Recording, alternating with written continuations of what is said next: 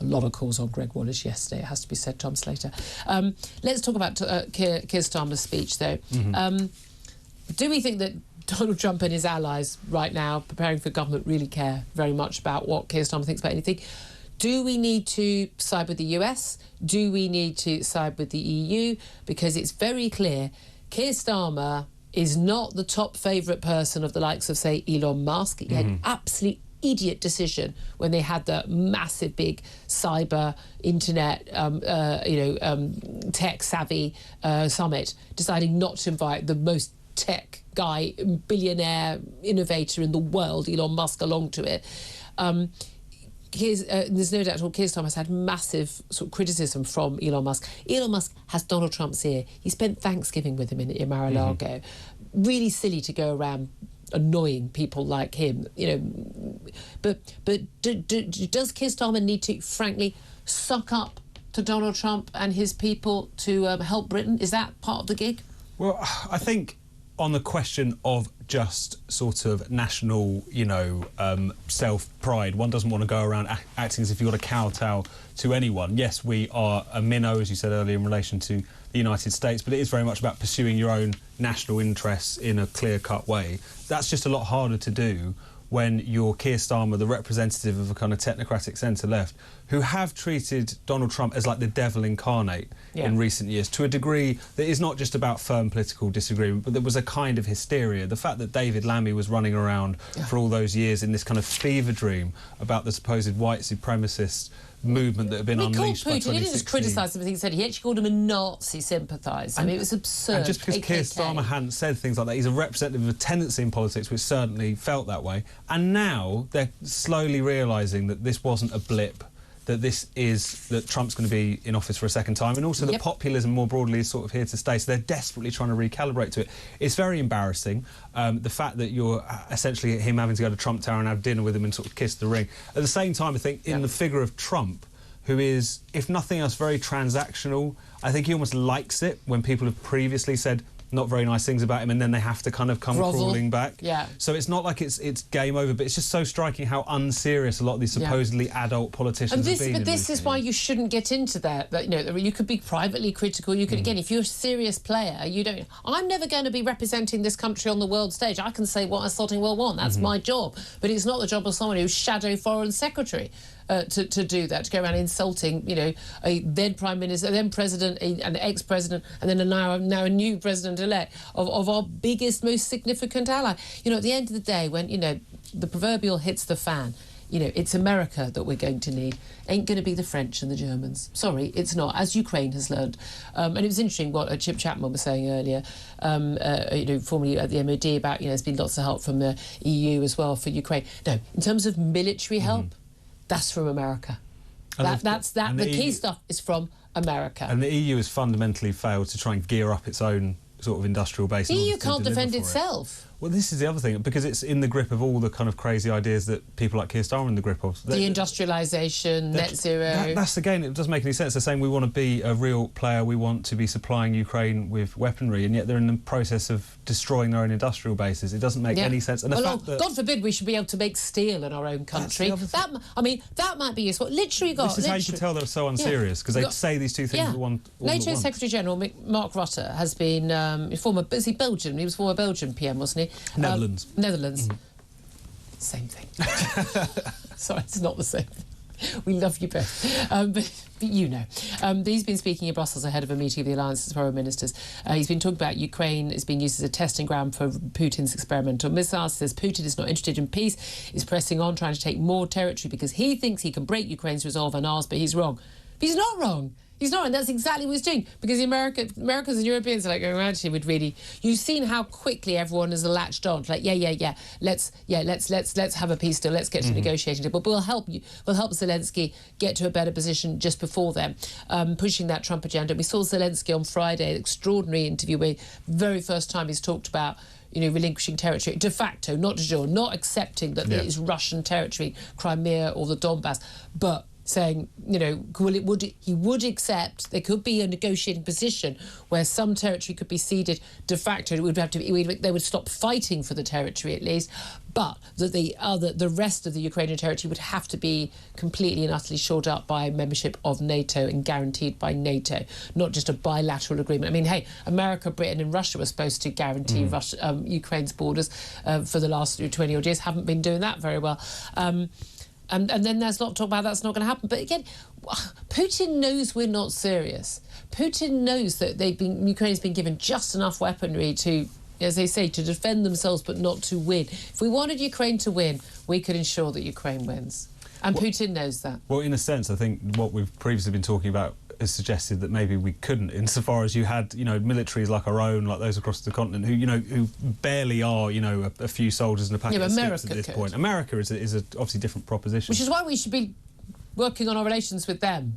But it's also worth remembering, like, how much Ukraine has managed to do with relatively limited resources, and I think that's one of the things where currently there's this kind of like, was it all for nothing kind of conversation. But if you think about those tanks rolling in on Kiev, if you think about the stand that they took in the territory they retook from the Russians, if it wasn't for the support, partial and confused though it might have been at certain points from the West and from the Ukrainians, defence of their own territory themselves, it would have been this negotiation, if it does happen, would have been from a position of significant weakness as comparison to where it is now. And again, I don't, when people say we shouldn't, it's not our problem. Hey, wars are always our problem. I mean, as we see, Middle East becomes our problem. Syria, again, Syria, we've seen, rebel Islamist lunatic forces taking Aleppo. And we go, it's happening over there. Yeah, when things go off in Syria, we see problems in Europe. Remember that big wave of migrants turning up, not just Syrians, but everybody else in on the bandwagon, 2015. A lot of the problems we're facing in our towns and cities right now across Europe are actually as a result of that. And a lot of those people turning up on British shores as well. I mean, people, you can put your head in the sand and pretend it doesn't matter. And again, for me, it's just really, really simple. What would we do? What would we do in Syria if we were invaded? Would it be worth it? They literally are abducting children.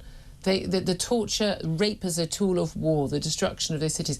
No one's that concerned about what happens in Ukraine. You don't have people marching on the streets. You know why? Because it's not Jews doing it. Because when, again, people ain't that bothered about what's going on in Syria because it's not Jews doing it. If Israel's doing it, it's all over the news. It's a massive concern. It's genocide. It's a terrible, terrible, evil war. But no, anyone else does it. Whether it's any other Arab leader in the Middle East or if it's Vladimir Putin,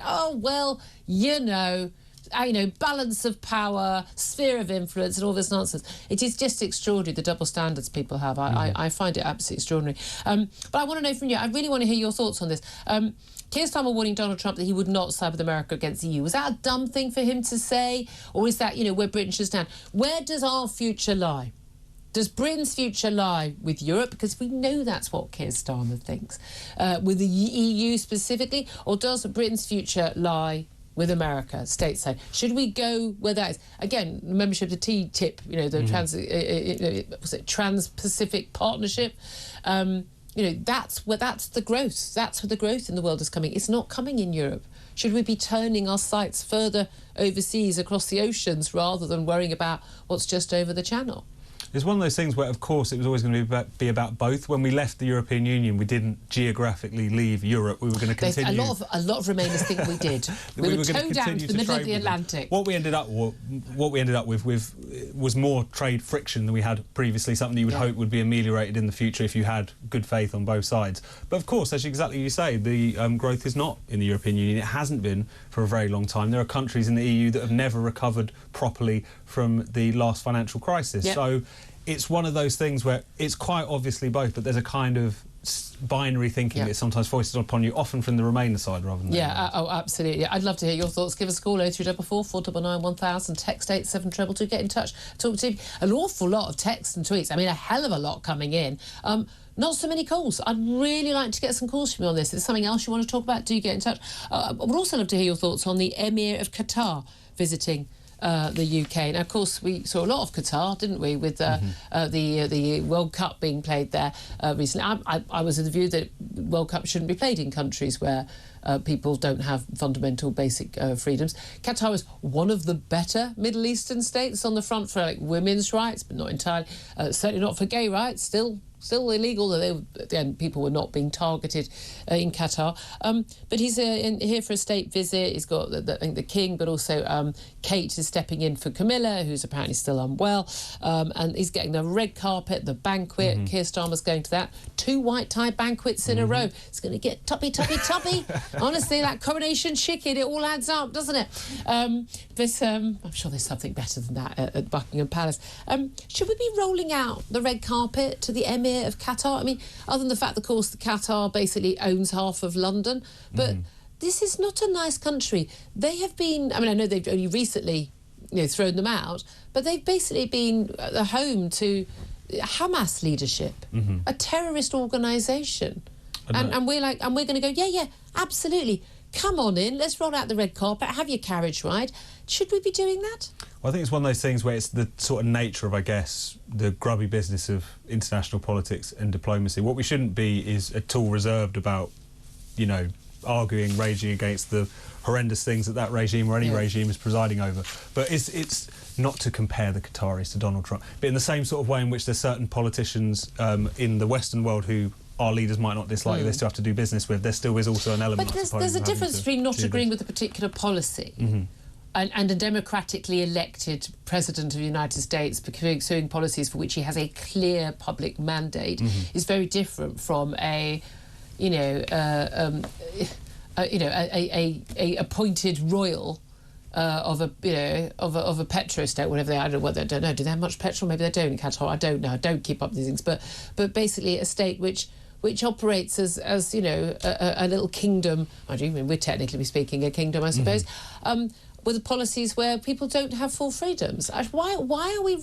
I don't understand. We can have trade deals with these people. We can, I'm not saying ban them from the country, but I think it's unbecoming. Put it this way: the royals, whether it's King or whether it's Prince William and Kate, they don't espouse a lot of great values that are pretty woke, don't they? All out the window when there's a red carpet. Now, to a certain extent, I don't want their personal views imposed. And the reason why you get to live in the big palaces and have the tiaras is because you have that state role. That's the deal. Keep your mouth shut and do what you have to do for your country. But why is it in Britain's interest? Why is it in our national interest to kowtow to this emir? I don't think we should kowtow, certainly not. And if we're ever in a situation where we felt compelled to do so, to do things that weren't even necessarily in our own interest, just to keep any state happy, that's obviously abhorrent. But in the same way that even though we might abhor the CCP-led government in China, but recognise that occasionally the Premier will have to come here and there will have to be some pomp and circumstance, I think a similar thing applies. I'm really intrigued that you've taken that view, actually, because it always makes me really uncomfortable, I have to say. Some of these people who come to this country, I remember when the Saudi king died and then the flags were lowered. It's like, that was very odd. What are you talking about? He was an absolute murderous tyrant, as they all are, because that's how they maintain their positions. They're not elected. No, absolutely. And the hypocrisy is just rank, isn't it? I mean, David Lammy will be all over all these people tonight at the banquet, all over them. Oh, but you think that Donald Trump's a Nazi, really? I know, and it was, especially if you think about the Saudi theocratic dictatorship as well, the way in which that you have governments quite rightly posturing against certain forms of theocracy, certain forms of tyranny in the Islamic world, because of the fact that we are in bed with the Saudis in so many respects, that falls away. And as a matter of policy, things like that absolutely should be addressed. That said, choice between the absolute lunatic Islamist fundamentalists or the deeply, deeply corrupt Saudis, Saudi princes. Well, I know which side I choose. And these are the decisions that have to be weighed up. But again, if it's a question of changing policy, absolutely. But in terms of the glad-handing and the diplomacy... Needs must. Needs must. OK, very interesting. Look, 11:19 is the time. We'll take a quick break.